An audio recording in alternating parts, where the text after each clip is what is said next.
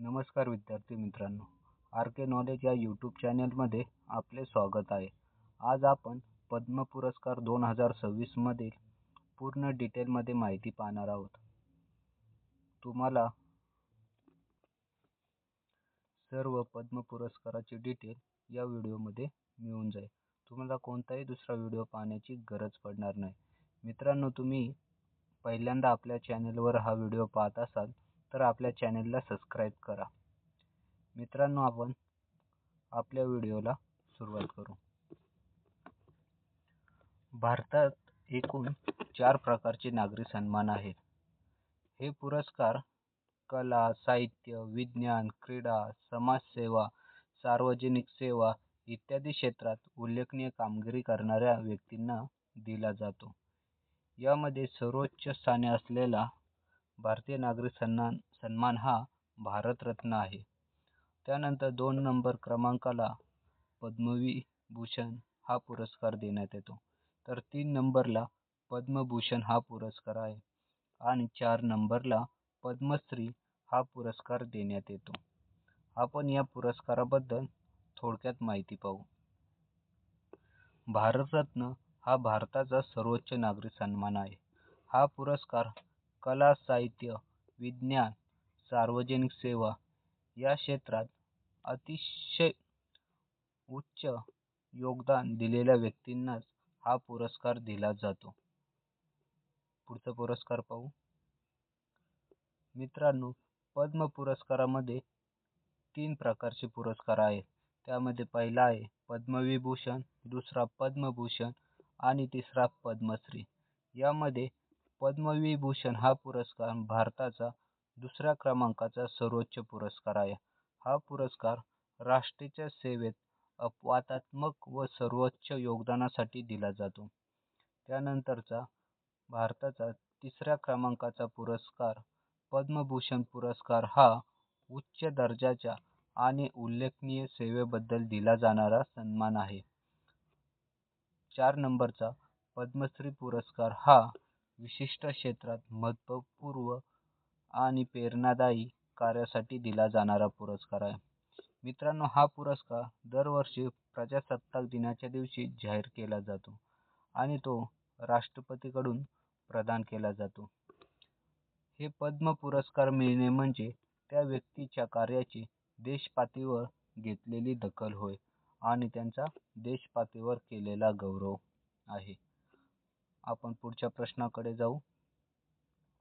मित्रांनो, यामध्ये आपण 2026 मध्ये एकूण 131 पद्म पुरस्कार देण्यात आले आहे. त्यामध्ये पद्मविभूषण पुरस्कार हे 5 आहे, पद्मभूषण पुरस्कार 13 आहेत आणि पद्मश्री पुरस्कार 113 आहे. असे सर्व मिळून पद्म पुरस्कार 131 या वर्षी देण्यात आले आहेत. आपण आता प्रश्न उत्तरांना सुरुवात करू. पद्म पुरस्कार 2026 मरणोत्तर किती लोकांना प्रदान करण्यात आला आहे? याचे बरोबर उत्तर आहे बी. 16 लोकांना मरणोत्तर पद्म पुरस्कार प्रदान करण्यात आला आहे. हा प्रश्न मित्रांनो महत्त्वाचा आहे, त्यामुळे तुम्ही वहीमध्ये नोट डाऊन करून घ्या. पुढचा प्रश्न पाहू. 2026 मध्ये किती लोकांना पद्मभूषण पुरस्काराने सन्मानित केले आहे? याचे बरोबर उत्तर आहे 13. 13 लोकांना पद्मभूषण पुरस्काराने सन्मानित केले आहे. मित्रांनो, या व्हिडिओतील सर्वच प्रश्न महत्त्वाचे आहेत, त्यामुळे हा व्हिडिओ शेवटपर्यंत नक्की पहा. पुढचा प्रश्न पाहू. 2026 मध्ये किती लोकांना पद्मश्री पुरस्काराने सन्मानित करण्यात आले आहे? याचे बरोबर उत्तर आहे सी. 113 लोकांना पद्मश्री पुरस्काराने सन्मानित करण्यात आले आहे. पुढचा प्रश्न पाहू. 2026 मध्ये किती पद्मविभूषण पुरस्कार देण्यात आले आहे? मित्रांनो, याचे बरोबर उत्तर आहे बी. 5. 5 पुरस्कार हे पद्मविभूषण हा देशाचा 2ऱ्या क्रमांकाचा पुरस्कार 5 व्यक्तींना देण्यात आला आहे. पुढचा प्रश्न पाहू. 2026 मध्ये किती पद्म पुरस्कार देण्यात आले आहे? याचे बरोबर उत्तर आहे बी. एकूण 131 पद्म पुरस्कार यावर्षी देण्यात आले आहे. पुढचा प्रश्न पाहू. भारताचा पहिला सर्वोच्च नागरी सन्मान कोणता आहे? बरोबर उत्तर आहे डी. हा भारताचा सर्वोच्च नागरी सन्मान आहे. त्यानंतर 2 नंबर क्रमांकाचा आहे पद्मविभूषण. त्यामध्ये यावर्षी 5 पुरस्कार देण्यात आले आहे. त्यानंतर 3 नंबरचा भारताचा सर्वोच्च पुरस्कार आहे पद्मभूषण. ते एकूण 13 लोकांना देण्यात आले आहे. आणि भारताचा 4थ्या क्रमांकाचा पद्मश्री पुरस्कार हा एकूण 113 लोकांना देण्यात आला आहे. मित्रांनो, आपण पुढचा प्रश्न पाहू. महाराष्ट्रातील किती लोकांना पद्म पुरस्कार मिळाला आहे? याचे बरोबर उत्तर आहे ए. 15. महाराष्ट्रातील एकूण 15 व्यक्तींना पद्म पुरस्कार मिळाले आहेत. पुढचा प्रश्न पाहू. 2026 मध्ये पद्म पुरस्कार किती महिलांना देण्यात आला आहे? मित्रांनो, हा महत्त्वाचा प्रश्न आहे. याचे बरोबर उत्तर आहे डी. 19 महिलांना पद्म पुरस्कार देण्यात आला आहे. पुढचा प्रश्न पाहू. महाराष्ट्रातील किती महिलांना पद्म पुरस्कार देण्यात आला आहे? मित्रांनो, याचे उत्तर आहे बी. 2.